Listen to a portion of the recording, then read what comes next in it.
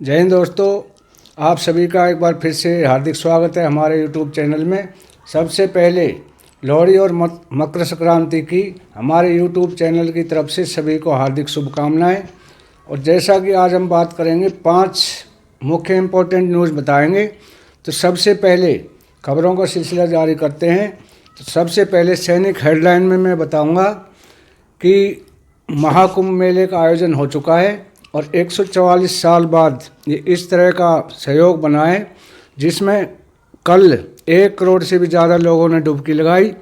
और कल मकर संक्रांति का पर्व है, तो आशंका जताई जा रही है कि 1 करोड़ से जस्ट डबल गंगा स्नान करेंगे, महाकुंभ मेले का लुत्फ़ उठाएंगे। ये मैं आपको वीडियो दिखा रहा हूँ, कितनी भीड़ है, कितने श्रद्धालु हैं, वीडियो देखें।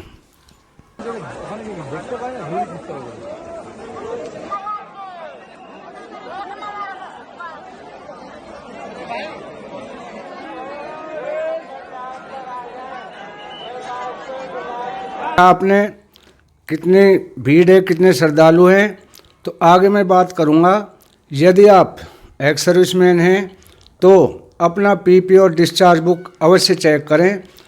मिनिस्ट्री ऑफ डिफेंस की नई गाइडलाइंस के अनुसार एक गाइडलाइन आई है कि एक सूबेदार के 4 साल बाद 15 लाख रुपए वापस आए, तो यदि आपके पीपीओ में अमाउंट दिखा रहा है लेकिन आपको वो पैसा नहीं मिला है तो उसको ध्यान से चेक करें। और सबसे बड़ी एक जिला सैनिक बोर्ड से एडवाइजरी आई है कि अपना पीपीओ और डिस्चार्ज बुक में अपनी नॉमिनी का अवश्य नाम, डेट ऑफ बर्थ, एक एक स्पेलिंग चेक करें, क्योंकि जब से स्पर्श में आई है तब से पेंशन में बहुत प्रॉब्लम आ जाती है। फैमिली पेंशन में साल साल लग जाते हैं। यदि आपके पूरे डॉक्यूमेंट सही है, सही मैच कर रहे हैं, तो 1 या 2 महीने में आपकी पेंशन बन जाती है। तो इस चीज़ में चूक ना करें और अपनी पूरे डॉक्यूमेंट में डेट ऑफ बर्थ, नाम, स्पेलिंग सारी चीज़ मिलाएं और अपने रिकॉर्ड को कॉपी भेजें ताकि स्पर्श में अपडेट हो सके। अगली हम बात करेंगे, जो हमारे आगरा के अंदर मीटिंग हो रही है, जो हमारे भूतपूर्व सैनिक हैं, वहाँ देवेंद्र सिंह राठौड़ हैं, तो उनसे लगभग 150 से भी ज़्यादा सैनिक संगठन हैं, वो इकट्ठे हो रहे हैं। तो उनसे मैं वीडियो दिखाऊंगा कि क्या क्या वो मांग रख रहे हैं और किन किन मांगों पर चर्चाएं हो रही हैं और कैसे कैसे मांग उनकी एक्सेप्ट हो रही हैं। इसका भी वीडियो देखें। हाँ सर, नेक्स्ट पॉइंट है इनका टोल प्लाजा एग्जम्पशन का। जसपाल सिंह साहब, दूसरा पॉइंट आपका टोल एग्जम्पशन का है, वो ऑलरेडी कवर हो चुका है। सिक्योरिटी गार्ड का आपका कवर हो चुका ऑलरेडी। फेयर का भी था, वो भी आपका आ गया इसके अंदर। फेयर का कंपनसेशन का जो था। अग्निवीर स्कीम रीवैल्यूएशन, बिल्कुल बहुत ही वैलिड पॉइंट है और किसी भी संगठन से नहीं आया, ये एक ही संगठन से आया है। अच्छा वैलिड पॉइंट है, क्योंकि अग्निवीर की वजह से काफ़ी सारे डिसएडवांटेज देखने को मिल रहे हैं। तो इसके बारे में भी अपन मिनिस्ट्री ऑफ डिफेंस से अप्रोच करेंगे। हालांकि पहले भी ये मांग कई जगह से, कई स्तर पे उठ रही है, राजनीतिक स्तर पे भी, तो ऑर्गेनाइजेशन की तरफ से भी। वैलिड पॉइंट है सर, थैंक यू। उसमें इनका ये कहना है कि भाई या तो अग्निवीर करो मत, और करते हो तो फिर उसको सीधा का सीधा ही वहाँ से एम्प्लॉयमेंट दो। गवर्नमेंट ने बोला भी है 10% उसमें देंगे, लेकिन 100% की श्योरिटी होनी चाहिए उसके अंदर। कैंटोनमेंट बोर्ड शॉप अलॉटमेंट, ये भी एक वैलिड पॉइंट है कि कैंटोनमेंट के अंदर शॉप होनी है, उसके अंदर एक्स सर्विसमैन के बजाय सिविलियन को लाके बिठाया जाता है। उससे सामान फौजियों ने खरीदना है, उसका प्रॉफिट जाएगा सिविलियन को, जबकि इसमें गवर्नमेंट को कुछ सेक्टर नहीं करना है। खाली इतना सा ही है कि उसका जो वो टेंडर देते हैं वो खाली एक्स सर्विसमैन को ही देवे।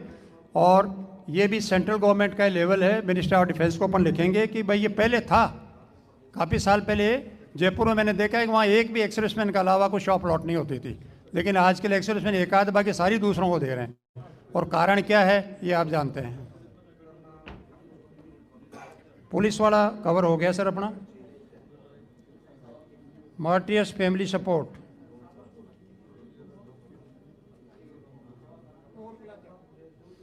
कि जो भी शहीद के परिवार हैं उनको पूरा सपोर्ट मिलना चाहिए। तो ये आपने देखा होगा अरविंद सिंह राठौड़ जिनकी अध्यक्षता में ये मीटिंग हो रही है, आगरा में मीटिंग चल रही है। तो किस किस चीज़ पर इन्होंने मांग की है, जैसे अग्निवीरों पर 5% पेंशन बढ़ोतरी पर, महंगाई भत्ते पर और 8वें पे कमीशन को लेकर तकरीबन सभी मुद्दों पर बात हो रही है। कल 14 जनवरी है तो उसमें हमारा वेटरन्स डे मनाया जाता है। तो ये किस उसमें मनाया जाता है, इसका उद्देश्य ये है कि जो हमारी वीर नारियाँ हैं, हमारे योद्धा हैं, हमारे सैनिक जो शहीद हुए हैं, उनको सम्मान देने के लिए ये मनाई जाती है। तो वेटरन्स डे पर रायबरेली, ग्वालियर और बड़े बड़े शहरों में काफ़ी अच्छी तैयारियां की जा रही हैं। तो इस पर भी आप ये वीडियो देखें किस तरह से ये मनाई जाती है। तारीख को 14 जनवरी को हम वेटरन्स डे मनाएंगे। वेटरन्स डे भारतीय सेना, जिसमें तीनों सशस्त्र सेनाएं आती हैं, आर्मी, नेवी और एयरफोर्स, ये हमारे जो भूतपूर्व सैनिक, गौरव सेनानी हैं, हमारी वीर माता हैं, वीरांगना हैं और जो उनके परिवारों से जो एनओकेन, एक्सट्रोकेन हैं, उन सबको एक तरह से सम्मान करने का हमारा ये दिन है। जिस दिन हमारी कोशिश ये रहती है कि जो उन्होंने अपने देश के लिए और या भारतीय सेनाओं को जो अपने जीवन दान दिया है या उन्होंने जो योगदान दिया है, हम उन्हें बुला करके एक साथ मिल सकें और उनको सम्मानित कर सकें। इस वेटरन्स डे का खास मकसद यही है कि हम अपने पुराने लोगों से, उनकी अपने दोस्तों सबसे, कम्युनिटी से मिलें और उन्हें ये एहसास दिलाएं कि भारतीय सेना में जो उन्होंने अपने गौरवशाली दिन दिए हैं, वो यूनिटें, वो सेना आज भी अपने वेटरन्स को याद रखती है और उनकी सेवाओं को हमेशा याद रखती रहेगी। तो इसका कितने लोगों को सम्मानित किया जाए? देखिए, हम लोगों ने उस दिन तकरीबन हम 1000 के करीब लोगों को, उम्मीद है कि हमारे 1000 के करीब वेटरन्स यहाँ पर आएंगे। और हमने अभी तक जो अपने सम्मान काउंट में बनाया है उसमें हम 20 से 22 लोगों को सम्मानित करेंगे, जिसमें हमारी कुछ 1965 की वीरांगना है, वीर नारी हैं, कुछ जो हमारे 12-13 ऐसे लोग हैं जिन्होंने कि जम्मू कश्मीर में या बहुत सारी अलग अलग हादसों में जिन्होंने वीरगति पाई है, वो है। एक दो हमारे ऐसे बुजुर्ग वेटरन हैं जो बेचारे हमारे साथ में तकरीबन कहते हैं कि 100 साल के आसपास जिनकी उम्र होने वाली है, तो हम उन्हें भी एक सम्मान देना चाहते हैं जिससे कि हमें याद रहे कि आगे अपना उनकी शुभकामनाएं हमें मिलती रहें। और कुछ इस चीज़ में हमने कुछ जो हमारे वेटरन जो समाज सेवाओं से जुड़े हुए हैं, हमारी कोशिश है कि हम उन्हें भी सम्मानित करें। तो कुल मिलाकर के हम 20 से 22 वेटरन्स, वीरांगनाओं को उस दिन सम्मानित करने की कोशिश करें। ये 14 जनवरी 2025 को जाट रेजिमेंटल सेंटर बरेली में होगा, जिसकी सूचना मैं आप सबसे अनुरोध करूंगा कि अपने तरह तरह के चैनलों से, अपने माध्यम से, आप सोशल मीडिया के माध्यम से जो भी है, उस तरह से इसको ज़्यादा से ज़्यादा वेटरन्स और उनके परिवारों तक पहुँचाएं। हमने उसमें उस दिन जो पहले मैं सुविधाओं के बारे में बताता हूँ, उसमें जो हमने सुविधाएं शुरू की हैं उसमें बैंकिंग से रिलेटेड हमारी कुछ एजेंसीज हैं जो जॉब देती हैं, जो जॉब प्लेसमेंट करेंगे। आर्मी वेलफेयर प्लेसमेंट एजेंसी है। उसके बाद में ECHS मेडिकल से रिलेटेड है, उसमें मेडिकल के बहुत सारे स्पेशलिस्ट भी उस दिन अवेलेबल होंगे। और उसके बाद में हमारी जो स्पर्श और PCDA की टीम है, जो तनख्वाह से या पेंशन से रिलेटेड है, वो है। हम लोग इसको 10 बजे से शुरू करेंगे और शाम 4 बजे तक ये प्रोग्राम चलता रहेगा। बीच में जिससे कि वेटरन्स को भाग दौड़ ना करनी पड़े इधर उधर अपने दोपहर के भोजन के लिए, और उसके लिए उसकी भी व्यवस्था वहाँ पर उन सबके लिए की। तो बरेली में क्या करना है? मेरी आप लोगों के माध्यम से यही सभी वेटरन से अपील है, जो वेटरन, वीरांगना, वीर नारी और उनके जो परिवार हैं, कि आप ज़्यादा से ज़्यादा इस संख्या में आएँ और कम से कम इस अपॉर्चुनिटी का फ़ायदा उठाएं कि हम एक दूसरे से मिल सकें, हम सब एक परिवार होकर के मिल सकें और ज़्यादा से ज़्यादा हम जो नई नई पॉलिसीज़ हैं उसको उनको बता सकें, और वो इन सब सुविधाओं को जो हम इकट्ठी करके वहाँ पे ला रहे हैं उन सबका वो कम से कम फ़ायदा उठा सकें। वेटरन्स डे और 15 जनवरी को जैसा कि आप सभी जानते हैं कि हमारा आर्मी डे होता है, तो परसों हम आर्मी डे पे भी आपको एक वीडियो देंगे कि किस तरह से मनाया गया। तो अगली हम बात करेंगे, सबसे इम्पोर्टेंट और अहम न्यूज़ है कि 20 लाख से अधिक सैनिकों ने प्रधानमंत्री नरेंद्र मोदी को सीधी चिट्ठी, हाँ साथियों, उन्होंने सीधी चिट्ठी लिखी है और उसमें मांगे क्या क्या रखी हैं। पहला है 5% पेंशन बढ़ोतरी, दूसरा 18 महीने D arrear, old pension scheme, commutation recovery और न्यूनतम वेतन 18,000 से बढ़ाकर 34,500 की जाने की मांग रखी है। तो तकरीबन 20 लाख केंद्रीय कर्मचारियों ने इसको PM मोदी को चिट्ठी लिखी है, ये मांग रखी है। और उन्होंने कहा है कि महंगाई, चावल पे देखो, राइस है, ऑयल है, वेजिटेबल है, एजुकेशन है, पेट्रोल डीजल हर चीज़ पर 10 साल में जस्ट डबल महंगाई हो गई है और आप पे कमीशन नहीं उठा रहे। तो इन महंगाइयों को मद्देनज़र रखते हुए आंकड़े निकाल कर उन्होंने बताया है कि जो हमारी 18,000 उस समय न्यूनतम वेतन था वो कम से कम 34,500 किया जाए, तब जाकर ये पैरेलल होगा। तो इसको 10 जनवरी को, ये मैं आपको चिट्ठी दिखा रहा हूँ, 10 जनवरी को जो नेशनल फेडरेशन ऑफ रेलवे है, ये सबसे बड़ा संघ है और अखिल भारतीय जो अनुसंधान है, उन्होंने भी ये चिट्ठी लिखी है। 10 जनवरी की चिट्ठी है, ये आप देखो। इसमें उन्होंने मांग की है कि हमारे महंगाई भत्ता जो 18 महीने का DA रोका हुआ है वो हमें मिलना चाहिए और महंगाई भत्ते में बढ़ोतरी की जानी चाहिए। तो अगला मैं बताऊंगा आपको कि ACPIN के आंकड़े हुए जारी, 6 जनवरी की चिट्ठी है।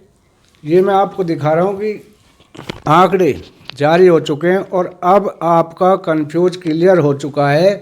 पहले कोई कह रहा था 2% बढ़ेगा, कोई कह रहा था 3% बढ़ेगा। तो ये चिट्ठी आ चुकी है, चिट्ठी देखें। अब इसके अंदर आंकड़ों को मैं बताता हूँ कि 6 जनवरी को पहले तो ये साइट बंद थी और अखिल भारतीय सूचकांक ने ये आंकड़े नहीं दिए थे। अभी ये दिसंबर के आंकड़े आ चुके हैं। तो इसमें नवंबर के 1.44.5 थे, तो दिसंबर का यदि एक भी अंक नहीं गिरा तो सेम ये रहा, तो दिसंबर का आपका 3% क्लियर हो चुका है। और यदि दिसंबर में आप ये सोचते हैं कि 1.46 भी हो गया तो 97% नहीं होगा आपका, मतलब 7 नहीं होगा, 57% नहीं होगा, 56% ही रहेगा। लेकिन हाँ ये क्लियर है कि अब आपका 2% नहीं 3% से कम DA नहीं बढ़ेगा। ये लेटर देखो, तो इसके अंदर सबसे पहले जो आंकड़े हैं, ये जो मैं आपको दिखा रहा हूँ टेबल, इसमें लाइव आंकड़े हैं। तो जुलाई से लेकर नवंबर तक के आंकड़े आ चुके हैं। इन आंकड़ों के हिसाब से यही आए कि 1.44.5 है। तो जब 1.44.5 मतलब 5 से ऊपर जाते हैं तो ये 1% काउंट होते हैं। तो ये यदि 1.449 भी हो जाएगा तो भी आपका जो एरियर है, ये DA है, जनवरी में जो आपको मिलेगा वो 3% ही होगा, 3% से कम नहीं होगा।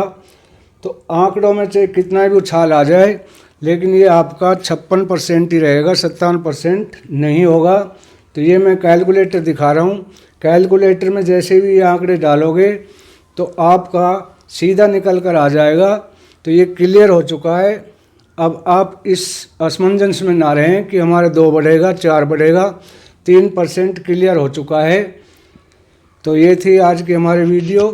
कल फिर हम अगली ही इसी तरह की किसी अन्य जानकारी को लेकर फिर मिलेंगे। तब तक के लिए अलविदा साथियों, जय हिंद।